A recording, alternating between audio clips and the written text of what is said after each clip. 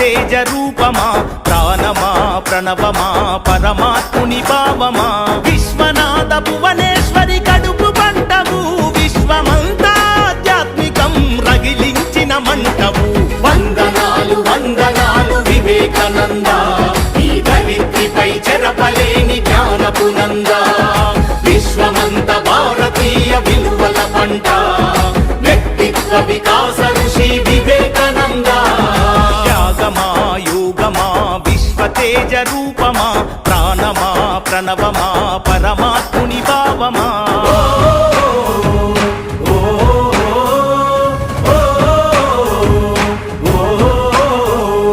ధైర్యంలో బతుకుందని భయంలోన చావుందని దౌర్బల్యం వీడమని ధీరుడవై బతుకమని